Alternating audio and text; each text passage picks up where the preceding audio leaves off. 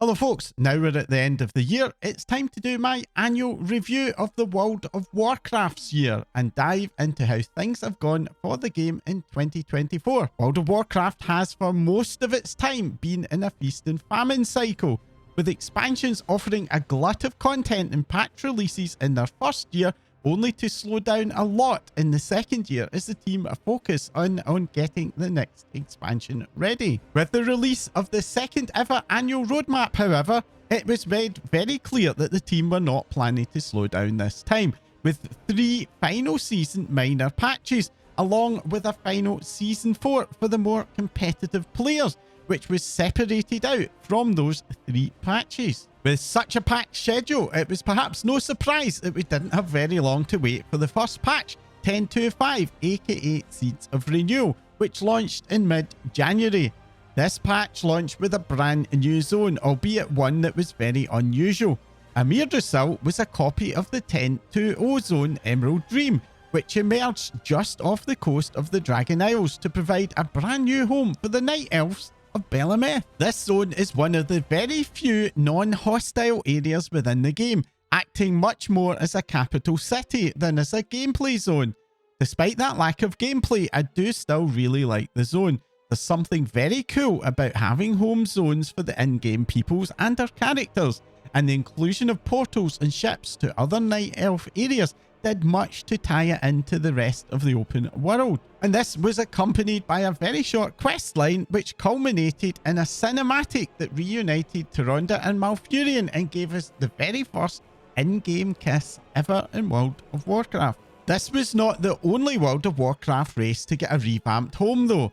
The Reclaiming of Gulneas questline saw the Gulneans retaking their home city of Gulneas, not from the Forsaken who had originally taken it from them, but from the Scarlet Crusade. The decision to have the Forsaken help the Worgen was a fairly interesting choice, and this story did get some pushback from the community, but for myself, I mostly really enjoyed it. Though I did feel that King Gen Greymane, long the Alliance's main Warhawk and a very long time enemy of the Forsaken, was far too quick to give in to his daughter Tess Greymane's desire to accept the Forsaken's help, and that for me didn't feel entirely credible. Gameplay wise, this patch was notable for 2 things: the long anticipated arrival of dragon riding to the rest of Azeroth, and follower dungeons. Follower dungeons allow solo or small group players to recruit NPCs to come and help them through the Dragonflight dungeons in normal difficulty, opening those dungeons up to solo players and those who just want to enjoy the story. Even as someone who does a lot of group content, I personally have never been able to follow the in-game story through that group content, where my focus is on keeping up with my group.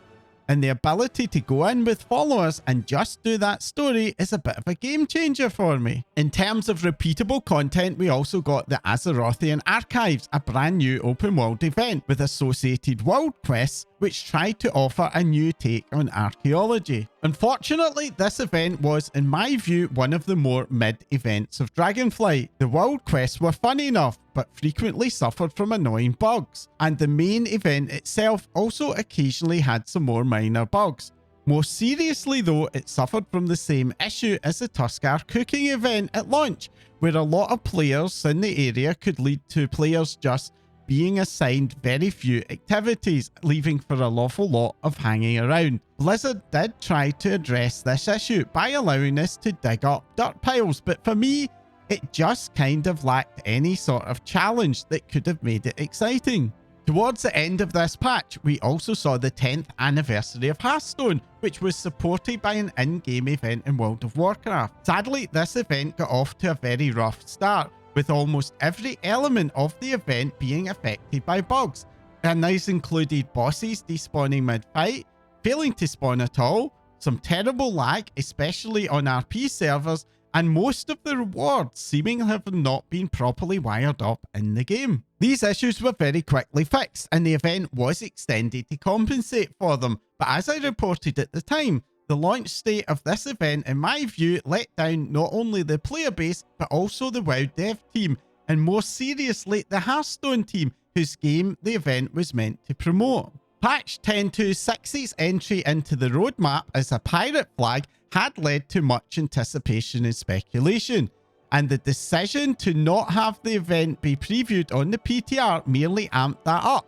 So much so that executive producer Holly Longdale even publicly expressed some nervousness at what was an experiment by the team. The details of the event were finally revealed at the same time as a very unusual global release, as Plunderstorm. Announcing a Battle Royale minigame event was certainly something that precisely no one in the community had expected, and it was greeted in equal measure with excitement, joy, anger, and disappointment. The big problem with any secret is that if the secret is a good one, it's great, but as anyone who as a child received socks from that distant auntie will know, it can feel pretty awful if the secret turns out to be a letdown. Plunderstorm, more than anything else that has ever been released by World of Warcraft, split the community, with even normally level-headed members erupting with spitting rage at the folk who had the opposite opinion to themselves. PvP has long been neglected in World of Warcraft, and there's no doubt that the game really needed a fresh take on PvP. And for those who loved the event, this definitely hit the mark,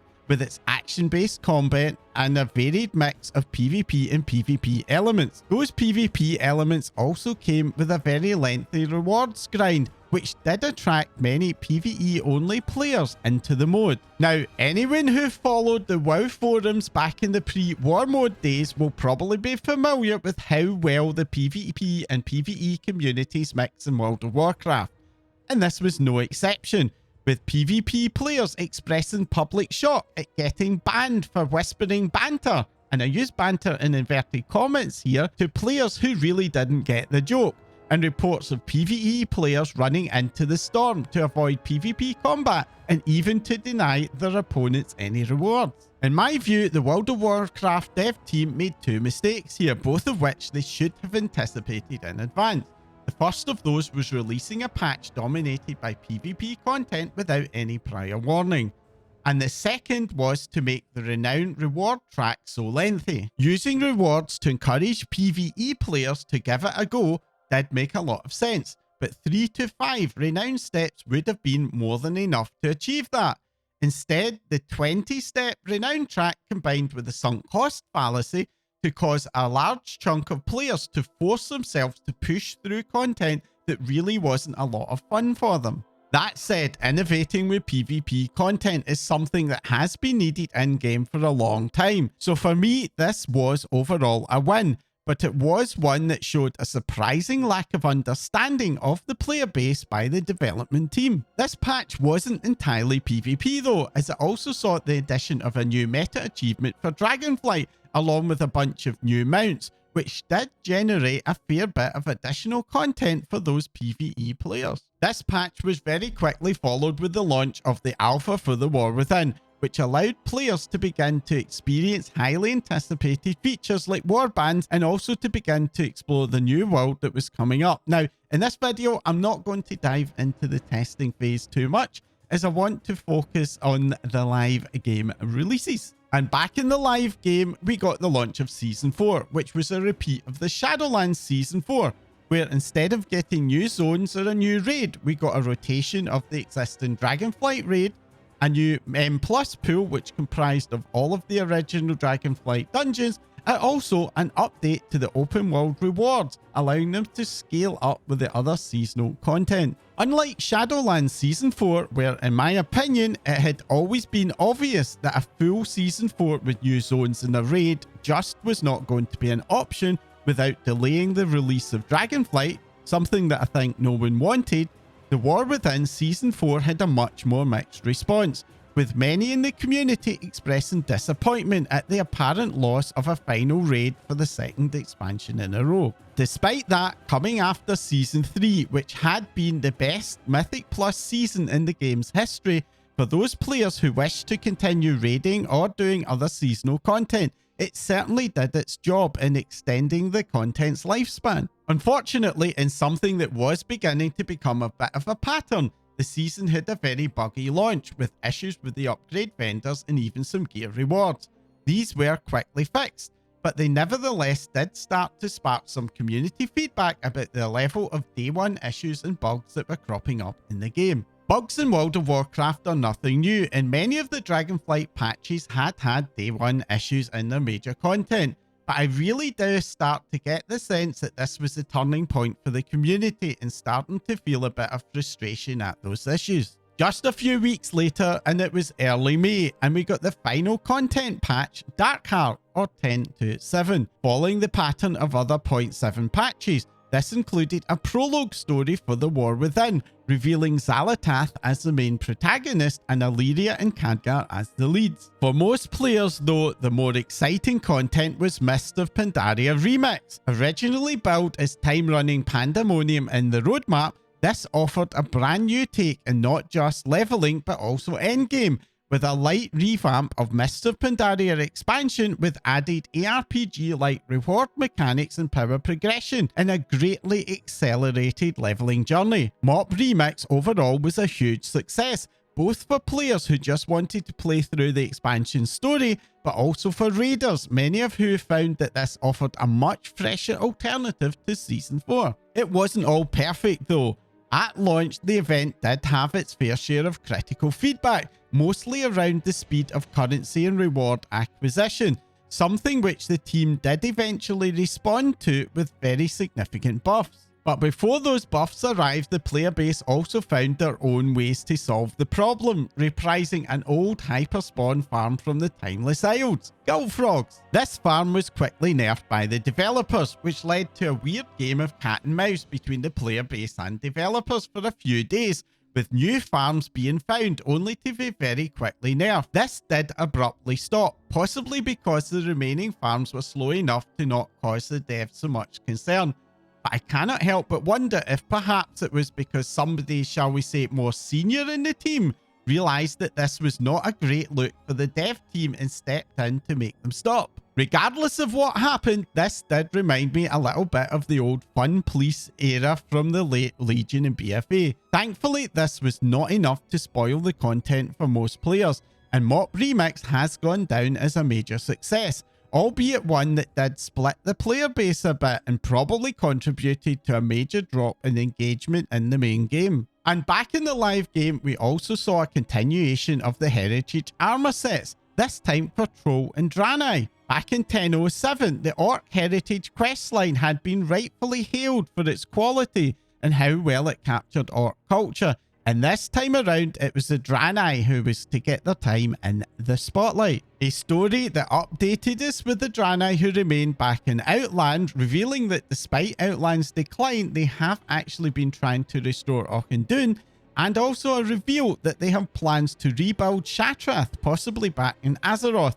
This story felt very much like a love letter to the Draenei, meaningfully updating their story while providing tantalizing hints for their future. And as for the trolls, there too there was much to enjoy, seeing the restoration of the lowest to the Darkspear's troll and reinforcing the work done in BFA to build out troll culture. This patch, of course, was to be Dragonflight's last hurrah, as it was very quickly followed by the War Within's beta, which this time offered guaranteed access to players who'd purchased the higher tiers of the expansion. This turned out to be a bit of a mixed blessing, with a lot more interest in the beta, but that interest coming from players who were perhaps not accustomed to Blizzard's approach to betas, which is to genuinely use them to test things. This led to some fairly confused feedback about server availability and even feature availability.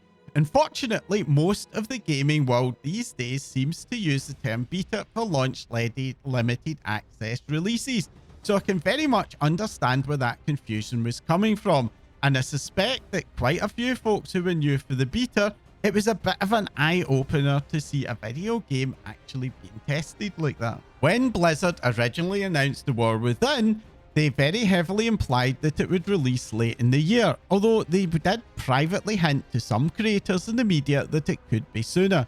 So the announcement of the full release on August the 22nd for early access came as a bit of a surprise. And I'll have some more on early access in a moment. This did mean that the traditional pre-patch released in late July. The primary pre-patch content, Radiant Echoes, was very similar to recent expansion events, offering farmable content for catch-up gear and cosmetics. At launch, this event though was very heavily criticised, mainly because the events would finish in minutes, leaving very long gaps between their scheduled restarts.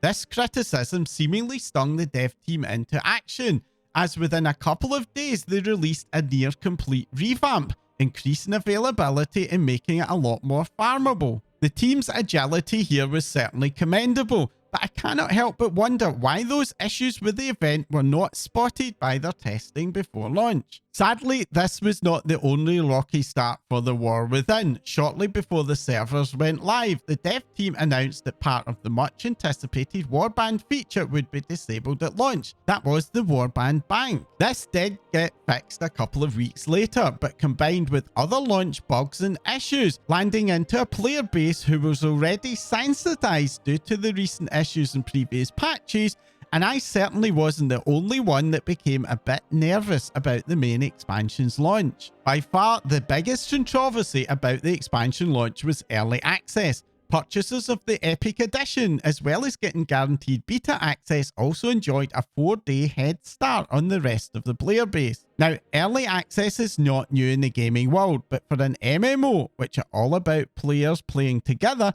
splitting the player base feels particularly bad. Now, as it turned out, the WoW dev team did do a great job of navigating this issue, partly by limiting what could be done in early access, but also in how they paced out the pre-season period. But in my view, that should not have been something that the developers had needed to do. For those of us who did take early access, we got to enjoy one of the smoothest World of Warcraft expansion launches ever. Those worries about bugs and stability were proven to be unfounded, with a largely flawless launch into the expansion. This though had the side effect of clearly demonstrating that the game was fully ready to go on early access day, which meant that the characterization of early access was simply marketing bullshit. This was delayed access for the people not willing to pay the highest price. And what an expansion we got!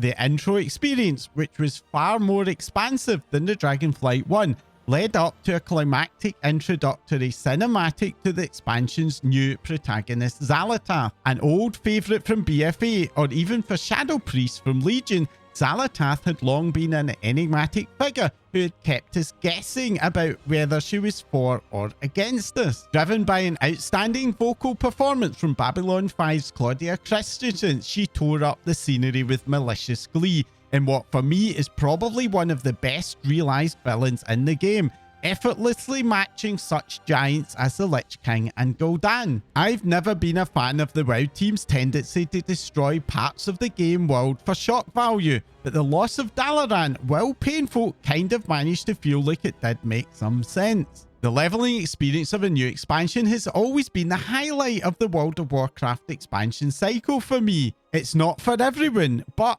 I always have a lot of fun exploring the glut of new content. But this time, I was not prepared. The first zone, the Isle of Dorn, offered what was probably one of the best paced initial storylines we have ever seen, supported by an equally well-paced flow of content through the zone. This could in time come to replace Warlord of Drainor's Shadowmoon Valley as the best initial leveling experience in-game. The Ringing Deeps didn't quite match that flow-wise, but it ended with a climactic cinematic that was, at the time, one of the best we've seen, offering an emotional hit that managed to make my eyes a little bit damp. It elevated the storyline to match what had for so many years been the crowning glory of in-game storytelling, the Suramar story. The problem with something like this is that it raises the bar of expectation, and well, we all know where that can lead us. Hallowfall though was not taking this challenge lying down. Despite being underground, the zone's environmental design is among the best in the game, rivaling the likes of Grizzly Hills or Howling Fjord in terms of vibe, but at the same time bringing in the modern game's visual fidelity as an added bonus. And the storyline of Hallowfall was certainly determined to rise up to the challenge it had been set, quickly establishing a spooky background which made it very clear that this was a place where there definitely were things in the dark you should be afraid of, along with a standout new character in Farin Lothar. The climax of the zone's story didn't quite meet the emotional heights of the deeps, but it came damn well close. Close enough that we now had 2 Suramars in a row in the same expansion. And finally, we had Ash-Kahet. Deep underground, this zone has a very different design. Intended to be a spooky and threatening place, this zone did not offer the stunning visuals of Hallerfall, but nevertheless the team did an incredible job of navigating the extremely difficult challenge of building a hostile feeling area that was still an enjoyable space to play in. Instead of taking the easy route of simply painting the entire Nerubian race as our enemies, we're very quickly led to unexpected allies, with the Widow Arcanine offering a perfect balance between playful threat and mutual respect.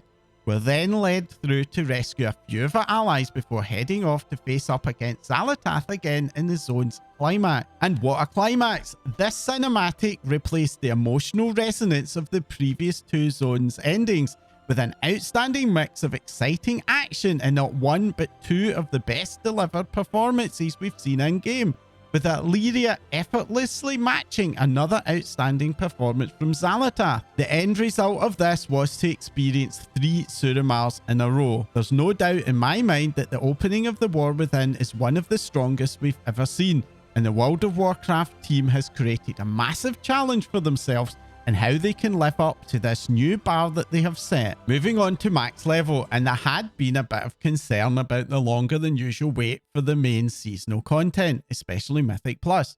But to be honest, for me personally, I found that getting my professions in order and running through those heroics lent itself very well to a slower pace, giving a very nice breather between the usual seasonal treadmills. The one bit of criticism I do have though was for delves.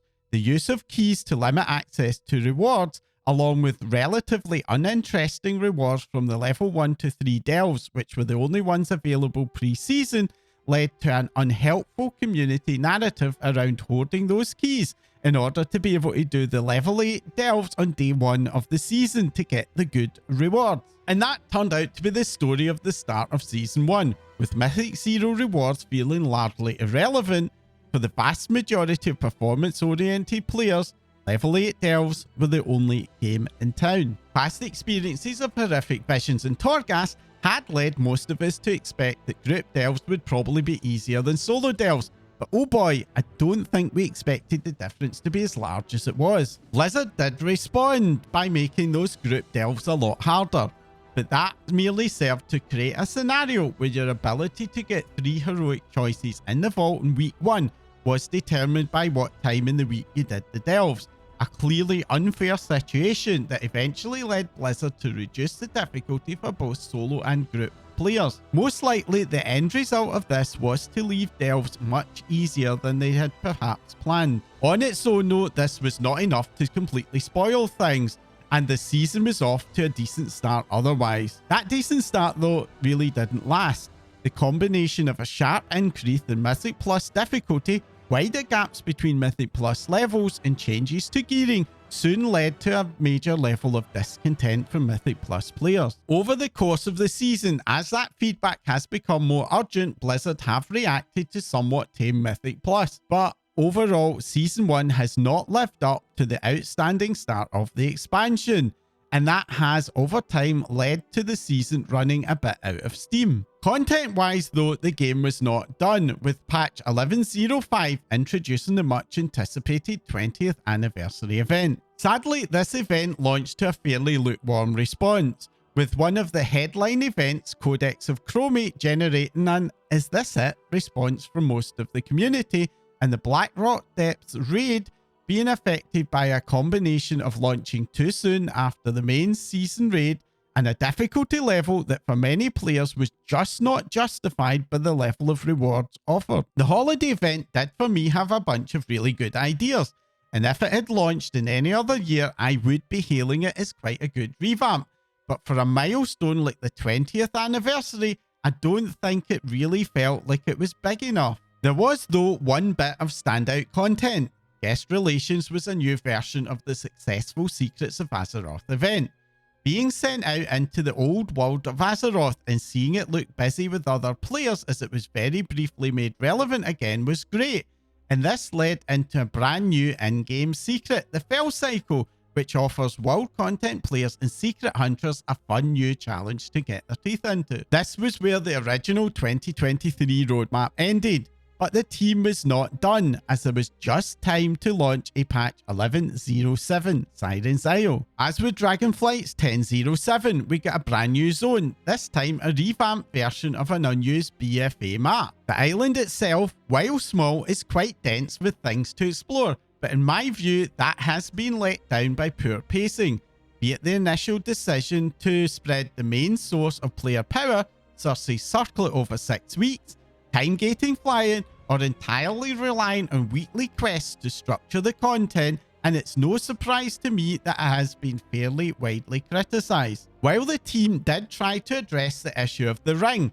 this happened to collide with an in-game bug, where the most desirable gems for the ring are locked behind an event that's simply not working properly, leaving already frustrated players to bang their heads against RNG. And that's a great shame. When I do have reason to visit the island and engage with it, I can certainly see a bunch of great ideas, which have a lot of potential to be fun.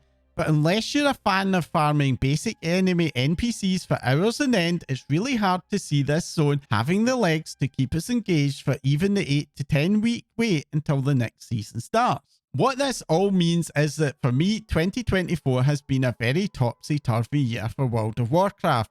There has been a lot of really great content, along with the best start to a World of Warcraft expansion ever, but this has been interspersed with quite a few misses. To a certain degree, this is part of the price that we do pay for faster, more predictable releases. Video game development is extremely difficult. Good ideas are not always guaranteed to translate into great gameplay, and for game developers, the time that they realise that is often when it's too late to stop. Ultimately, what we have to hope for is that there are enough hits that they'll be able to cover for the misses. And overall, I do think that this has mostly been the case this year. But at the same time, from the perspective of a player, we are also seeing the WoW team repeat the same errors over again. The pattern of releasing new content with rewards that are too slowly paced, followed by major buffs, has become a bit of a theme from Plunderstorm through to Remix, the anniversary event, and now even Siren's Isle. I can understand the rationale that it is easier to buff than to nerf, but first impressions do matter, and being slow by so far so often really isn't a great look for the World of Warcraft development team. And there's equally no doubt that the amount of bugs and new content releases is starting to seriously erode player trust. It's unlikely that the WoW team are very happy with this internally, and I've no doubt that they will be looking to learn lessons from it, but ultimately the only thing that the players will see is how the developers can convert those lessons into delivering visible improvements. The World of Warcraft team have made immense strides in their willingness and ability to act quickly to player feedback, but having to give the same feedback repeatedly does get wearing after a time, and I would like to see the team start to focus a bit more on being right first time a little more often, particularly with their age-old Achilles heel, which is reward design and pacing. While in many ways this review is ending on a bit of a critical note, I do think that there is still lots of room for optimism. One thing the World of Warcraft team has been very successful about in the past is turning around rough starts to their expansions. Many of the recent changes to Mythic Plus and what I've read in the recent 11.10 previews and early data mining strongly suggests to me that the team do have a decent handle on what they need to do.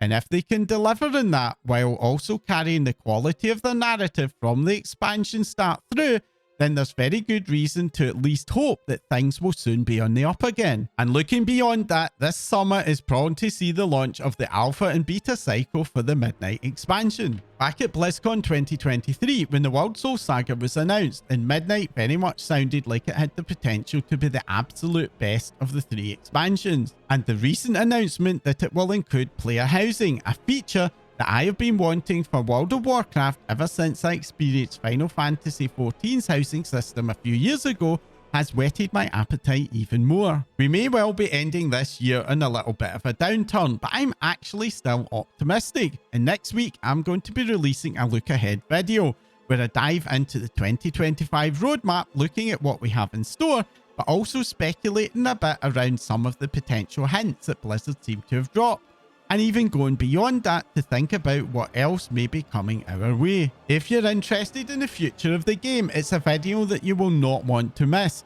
So if you're not a subscriber, then do please hit that button now before you forget. I'm in the final push towards the all-important 1,000 subscriber mark, which is where YouTube unlocks the ability to share revenue with its content creators, a very strong milestone for all channels. Helping me hit that goal will be a major step in enabling me to continue to cover World of Warcraft in what may well turn out to be a pivotal year for the franchise. And if you're already a subscriber, then a huge thank you for all of your support in this year. Either way, or even if you just don't want to subscribe, you can also help me a lot by hitting that like icon and dropping a comment down below to tell me what your experience of the game has been like in 2024.